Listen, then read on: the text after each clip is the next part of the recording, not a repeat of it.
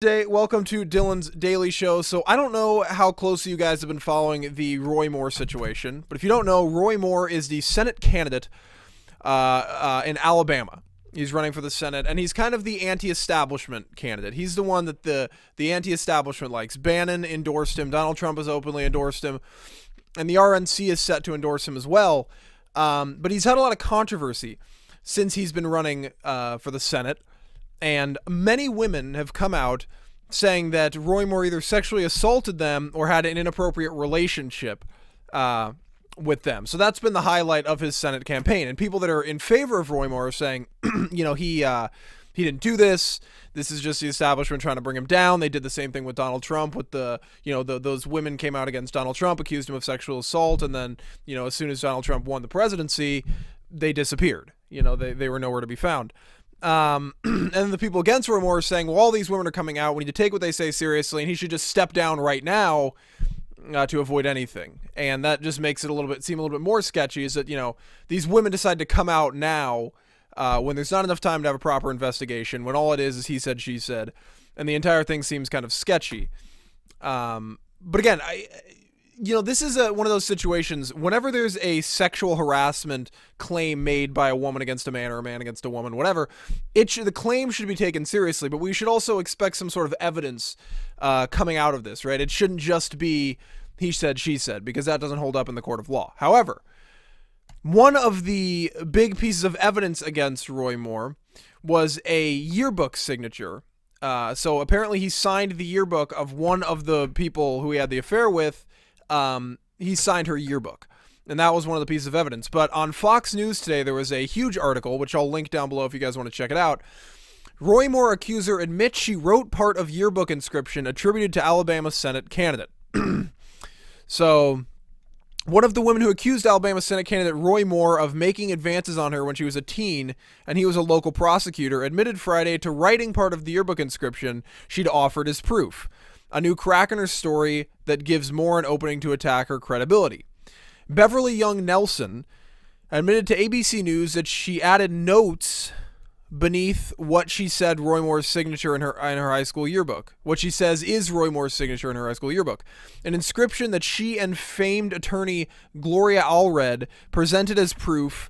The then 30-something-year-old Moore sought an inappropriate relationship in the late 1970s. The notes below the signature appear to be handwritten, date, and location. Nelson still insisted Moore wrote most of the message. So, essentially, she's saying, okay, he wrote most of this. However, I added some of it to the bottom as well. Now, first of all, I think that this admission... sorry, I got a frog in my throat.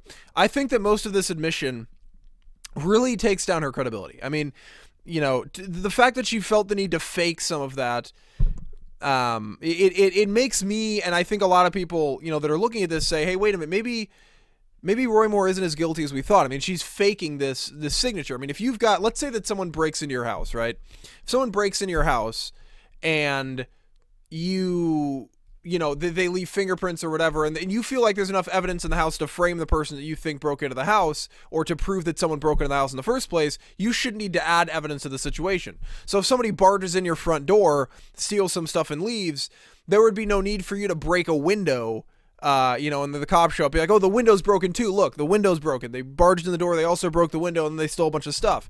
And then later come out and be like, well, they didn't actually break the window. That was me. I mean, that type of thing seems very weird.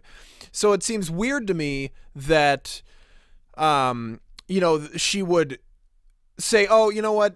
I added some of the story. I made some of the story up. Yeah, this part of it was fake. I wrote this trying to accuse Roy Moore, but he did the rest, I promise. You know, it seems very sketchy. It seems very sketchy, so we'll see where things go. But anyway, ABC's Tom Lamas asked her, quote, Beverly, did he sign your yearbook? And she said, yes, he did sign it. Then he asked, and you made some notes underneath? And she writes, yes.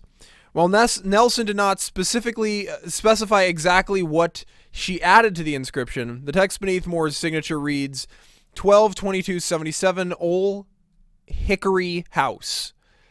During her original press conference with Allred, In November, which she made the original accusation, Nelson read aloud and attributed the entire inscription to Roy Moore, including the date and location. Quote, "He wrote in my yearbook as follows: to a sweeter, more beautiful girl. I could not say Merry Christmas.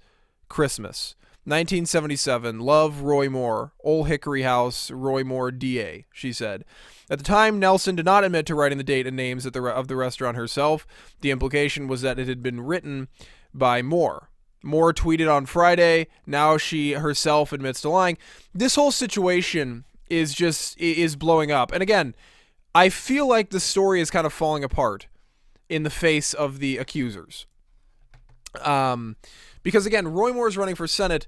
They had a story on this. I mean, people were turning against Roy Moore, but they haven't been able to offer any evidence. And in this country, you are innocent until proven guilty, right? And it's not he said, she said. He said, she said does not hold up in court. If he said, she said held up, then, you know, the accuser could come in and say, Roy Moore had an inappropriate relationship with me when I was 17. And then Roy Moore would walk in and say, no, I didn't.